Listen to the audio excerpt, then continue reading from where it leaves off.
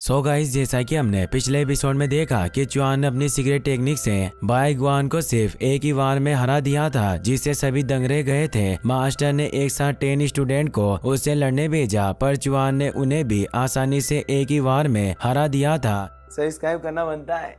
फिर अब हम देखते हैं कि ताओइस्ट में खड़े स्टूडेंट बातें करते हैं कि चुआन की स्पीड बहुत तेज है, जो हम इसे हमला करते हुए देख भी नहीं पाए। वास्तव में यह सीक्रेट टेक्निक काफी डरावनी होती है। अब वो मेजर वू के पास आकर कहता है कि मैं आपके साथ फाइट करना चाहता हूँ। सभी स्टूडेंट इससे हैरान रह जाते हैं। मास्टर भी उससे लड़ने को कहते हैं। मेजर को पुरानी बातें याद आती है, जब युवांग मेंशन के स्टूडेंट मई ने भी उसे इसी तरह फाइट के बारे में पूछा था जब उसकी सीक्रेट टेक्निक एक्टिवेट हुई थी। मेजर वो अब अपनी टेक्निक एक्टिवेट कर लेता है, जिससे चारों तरफ तेज और फैलता है क्योंकि वो कंप्लीशन स्टेज पर था। मेंग चुआन खुश होता है कि वो लड़ने के लिए तैयार है। अब वो भी अपनी स्वॉर्ड बाहर निकाल लेता है और लड़ने के लिए तैयार हो जाता है। स्टूडेंट बातें करते हैं कि जब ट्रू पावर पूरी तरीके से केंद्रित होती है तो रियल्म के निशान स्वाभाविक रूप से दिखाई देते हैं। एक लड़की कहती है कि अभी भी सिचुएशन को देखते हुए मेजर वू और चुआन दोनों ने ही लड़ाई में काफी अच्छा प्रदर्शन किया है। अब वो दोनों फाइट करने लग जाते हैं। मेजर वू चुआन पर हमला करने की कोशिश करते हैं, पर चुआन अपनी तेज स्पीड से उनसे बच रहा था। वो उन पर हमला करने लगता है। ये देखकर मेजर वू कहते हैं कि तेज स्पीड तुम्हारी सीक्रेट टेक्निक है, इसका क्या नाम है? चुआन कहता है कि इसका नाम ऑटम लीव्स है। मेजर वू कहता है कि वाकई काफी शानदार नाम है। अब वो दोनों वापस फाइट करने लग जाते हैं। चुआन अपनी स्वॉर्ड से लगातार उस पर हमला करने की कोशिश कर रहा था, पर मेजर वू उसके वार से बचते जाते हैं। चुआन तेज स्पीड में अब उन पर लगातार हमला करने लगता है। स्टूडेंट ये देखकर हैरान थे क्योंकि मेजर वो चुआन पर एक भी हमला नहीं कर पाए थे। स्टूडेंट बात करते हैं कि वास्तव में सीक्रेट टेक्निक की पावर बहुत महान है, जिस वजह से चुआन सरप्रेस्ड रियल्म के सीनियर को भी दबा रहा है। दूसरी स्टूडेंट कहती है कि ऐसा नहीं है, मेजर वू ने अभी तक अपना फाउंडेशन तैयार नहीं किया है और अब मेजर वू अपनी wave of dark cloud technique को एक्टिवेट करता है, जिससे चुआन दूर फेंक जाता है। मेजर वू चुआन से कहता है कि भले तुम वॉशिंग मेरो रियल्म में हो, पर तुम्हारी इस ऑटम लीव्स टेक्निक की वजह से मेरी सरप्रेस्ड रियल्म की पावर भी तुम्हारे सामने कम है, इसलिए तुमने मुझे अपनी इस टेक्निक को इस्तेमाल करने के लिए विवश किया। साथ ही कोई आश्चर्य नहीं है कि तुमने एक साल जो सीक्रेट टेक्निक पर बिताया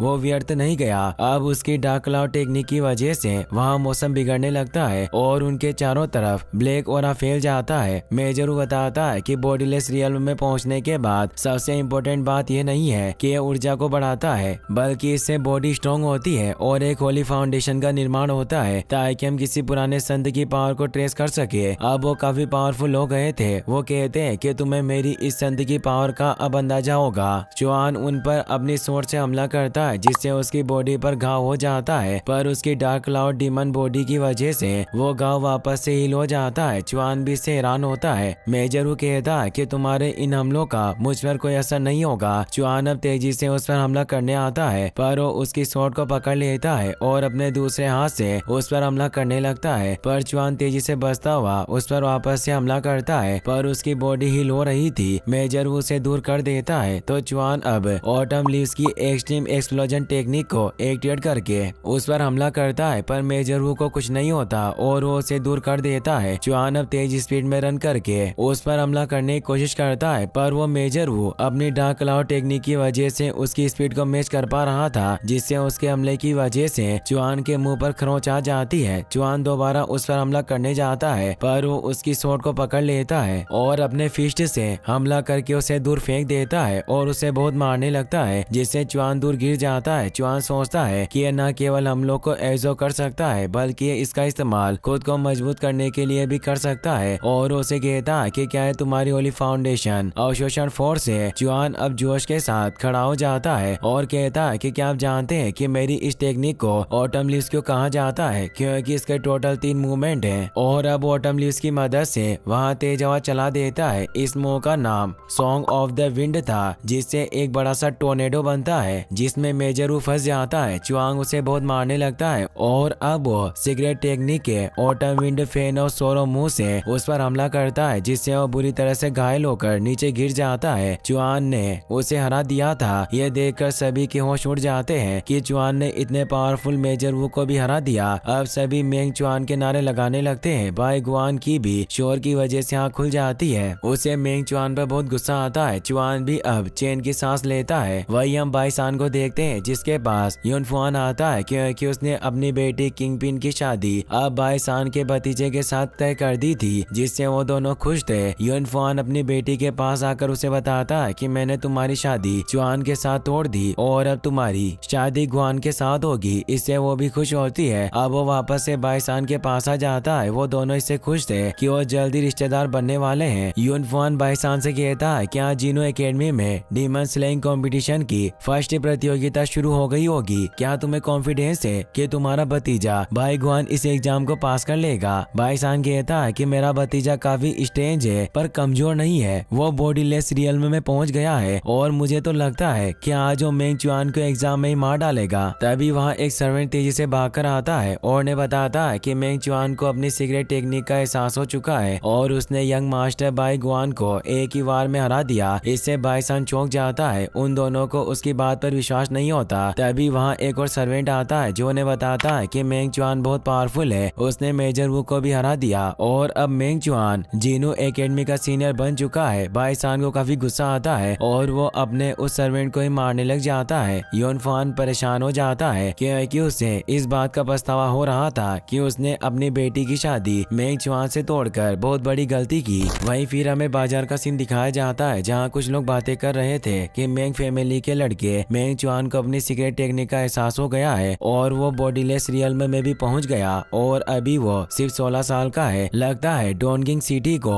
मैं युआनजी जैसा एक और जीनियस मिल गया। मैं युआनजी भी वहीं बैठा हुआ था और वो उन लोगों की बातें सुन रहा था। मैं के साथ उसका फॉक्स पेट भी था जो हमेशा उसके साथ रहा करता था। मैं अब वहाँ से निकल जाता है और युआंग पैलेस में अपने मास्टर के पास आ जाता है और उन्हें डीमन स्लेइंग कंपटीशन का रोस्टर दिखाता है। मास्टर उसे कहते हैं कि मैंने सुना है कि मेंग चुआन को भी अपनी सीक्रेट टेक्निक का एहसास हो चुका है। मैं कहता है कि आपने सही सुना, शहर में हर कोई इसी बारे में अभी बात कर रहा है। लोग कह रहे हैं कि वो डोंगिंग सिटी का एक और जीनियस है जिसने 16 साल की उम्र में ही सीक्रेट टेक्निक को समझ लिया। मास्टर कहते हैं कि मेंग परिवार की संत सेन मेंग बहुत लकी है जो उसे अपना वारिस मिल गया और मेंग चुआन को भी तुम्हारी जितनी एज में ही अपनी सीक्रेट टेक्निक का एहसास हुआ, इसीलिए हो सकता है कि वो फ्यूचर में तुम्हारा स्ट्रॉन्ग कॉम्पिटिटर बने। मैं कहता है कि ऐसा कभी नहीं होगा क्योंकि जब तक वो मेरी लेवल पर पहुंचेगा मैं पहले से ही माउंट युआनचू पर पहुंचकर संत बन जाऊंगा। मास्टर इसे हंसने लग जाते हैं और उसे कहते हैं कि तुम वास्तव में मेरे स्टूडेंट बनने के योग्य हो और उसे कहते हैं कि मैंने डीमन स्लेइंग कंपटीशन के फाइनल का फॉर्मेट डिजाइन किया है, इसीलिए तुम इसे देख सकते हो। मैं उसे देखता है और मास्टर से कहता है कि आप चिंता ना करें, इस साल की नंबर 1 रैंक मेरी रहेगी। वहीं हमें मेंग मेंशन का सीन दिखाया जाता है जहाँ सभी एल्डर दाजियांग को बधाई दे रहे थे कि तुम्हारे बेटे ने सीक्रेट टेक्निक प्राप्त कर ली। वो सभी काफी ज्यादा खुश थे क्योंकि मेंग परिवार के लिए ये बहुत बड़ी खुशी की बात थी और अब दाजियांग खुशी में अपने रेस्टोरेंट की सभी चीजें फ्री कर देते हैं जिससे शहर के लोग बहुत खुश होते हैं। इसी के साथ ये एपिसोड यहीं पर खत्म हो जाता है।